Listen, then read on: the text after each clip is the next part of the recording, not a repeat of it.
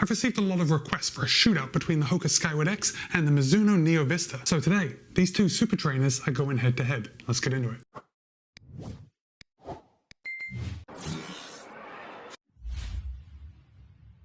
Alright, you know the drill, let's get started with these disclosures. Both the Hoka Skyward X and the Mizuno Neo Vista were sent to me for the purpose of review. However, no one has told me what to say, no one but me has any editorial privileges, and all the thoughts and opinions are my own. With that said, you can pick up a pair of the Hoka Skyward X for $225 or the Mizuno Neo Vista for $180. Of course, I'll place links in the show notes below in case you want to pick up either of these for yourself. Alright guys, I've got to be honest, I wasn't sure about how these two shoes compare and if they compare well enough to actually do a full-on shootout. But I guess that just goes to show that I have to listen to my viewers who actually requested it, because these two shoes are actually very comparable. Okay, so let's get started with the Hoka Skyward X. Now, we've already discussed the price. Right off the bat, you know that the Hoka Skyward X is 25% more than the Mizuno Neo Vista, but put that in the back of your mind for now. Don't let that cloud your thoughts. Okay, in the men's version, the Hoka Skyward X has 48 in the heel, 43 in the forefoot, and in the women's version, we have 46 in the heel, 41 in the forefoot, both for a 5mm drop. The Mizuno Neo Vista has 44.5 in the heel, 36.5 in the forefoot for an 8mm drop. Now, both these shoes do fit true to size, but I have found that across the board, I have to drop half a size in Hoka. So I am wearing a US men's size 13 in the Mizuno and a 12.5 in the Hoka, and in Hoka, except in race shoes, I am always a 12.5. For the race shoes, I have to go up to my normal size of 13. So because of the size difference, we're really not comparing apples to apples, but the actual size of the shoe is the same. You know what I'm saying? It's just the numbers that are different. But to confuse it even more, Hoka provides a sample weight in the US men's size 10. And in the US men's size 10, the Hoka Skyward X tips the scale at 11.3 ounces or 320 grams. In a US men's size 9, the Mizuno Neo Vista tips the scale at 9.4 ounces or 266 grams. However, because I neither have the size 10 or the size 9, we're going to compare the size that I actually wear in both shoes. And in my size, the Hoka Skyward X tips the scale at 13.1 ounces or 371 grams, and the Mizuno Neo Vista tips the scale at 11.7 ounces or 331 grams. So quick calculation in my head, that makes the Hoka Skyward X about 12.1% heavier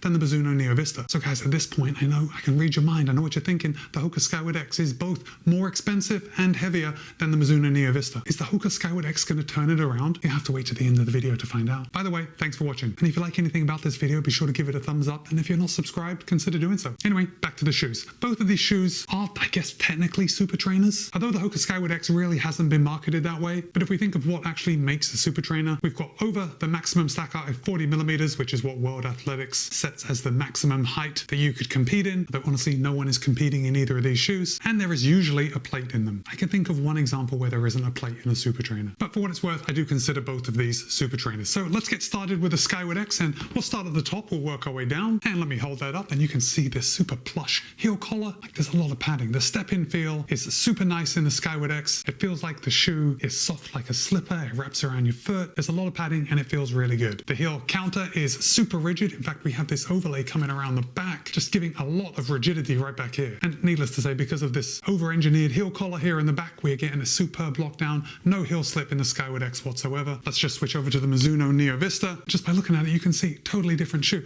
The heel collar is one layer of knit, so no additional padding around the heel collar of the Neo Vista. We do have a similar kind of elf's ear flare to the back, same on the Skyward X. The Skyward X does not have a heel pull, but the Neo Vista does. So if you're into a heel pull, your decision has just been made. But back to the heel counter. The heel counter on the Neo Vista it's quite thin, or not thin, but it's quite pliable. In fact, I can press it down like this. Now, it's not just the knit. Mizuno has added some structure to this heel collar just to make it more rigid than the rest of the knit upper. And I think it works very well, because I also didn't have any heel slip in the Neo Vista, which I'm a little surprised at, because sometimes when I have an entire knit upper like this, the knit upper is a little loose. Now, speaking of uppers, the Mizuno Neo Vista is using a soft knit upper, and I think Mizuno has done pretty well with this, especially because it's all one piece. We've got different weaves of the upper to give it a little structure, and there are very few overlays. You can see the Mizuno running bird here on the lateral side. There's an underlay coming around the toe just to keep that off your toes, let your feet breathe a little bit. We got some very small plastic or rubber inserts here, which give an extra eyelet in case you need to do the lace lock method. And then we do have this little rubber circle here on the back. It's very thin. You can feel both sides of it. I think that's just a little branding, doesn't actually do anything. So soft knit upper on the Mizuno. On the Hoka, we're using a flat knit upper. Now, both of these are knit, but the difference is night and day, right? The flat knit upper on the Hoka Skyward X is a lot more traditional looking. So we've got the upper, and then we've got the padding on the inside. Just like on the Neo Vista, we're using different weaves of the knit in order to give a little structure, but the Skyward X is using a few more overlays than the Neo Vista. We have underlays and overlays coming around the toe box, got the Hoka branding here on the side, and Hoka is using some reinforcement coming along their eyelet chain, which again is quite traditional. Most shoes do have this. Heading back over to the Neo Vista, Mizuno has tied in a kind of shock cord material as the eyelet chains, and then they've sewed it into the upper and left little openings where they have laced the laces through them. It's actually pretty low key, and I think an excellent solution to the eyelet chain, so you're not having that additional weight from covering the eyelet chain in some kind of overlay. The tongue on the Skyward X is very traditional. It's quite padded. We have a lace loop right on the front, and the tongue is not gusseted. Now, in order to increase the midfoot lockdown on the Skyward X, Hoka has included two bands, and they're on the inside, and they're not attached to the tongue, but they're attached to this red part on my colorway right here. So basically, when your foot goes in and you tighten down the laces, those bands on the inside get tightened with the laces, so the Skyward X gives you an excellent midfoot lockdown. It's really very good. And even though the tongue wasn't gusseted, because of the lace loop here, I didn't have any tongue migration on the Skyward X. Coming over to the Neo Vista, I seem like a broken record, but because this is a one-piece upper, there really is no tongue. So the tongue is just one layer of knit, just like the rest of the shoe. However, Mizuno has included a little piece of rubber right here on the top of the tongue, and I thought this was just branding. But come to find out that when I tie my laces right about here on this little piece of rubber. So this little piece of rubber is actually preventing any lace bite. It's a good solution. I found that the Neo Vista did give me a good midfoot lockdown. However, when I compared it to the Hoka Skyward X, the lockdown wasn't as good. I did prefer the lockdown on the Skyward X quite a bit more. Although that's not to talk bad about the Neo Vista, because until I wore them at the same time to run, it wasn't really noticeable. What was noticeable, however, was look at the eyelet chain on the Neo Vista. Because this is one piece upper, when I tie the laces together, I do get a little bit of bunching here in the middle where the excess knit of the upper kind of overlaps. It looks a little funny. Can you even see that? Yeah, there you can. It looks a little funny, but it actually made no difference. That didn't give me any hot spots, and the shoe continued to feel good.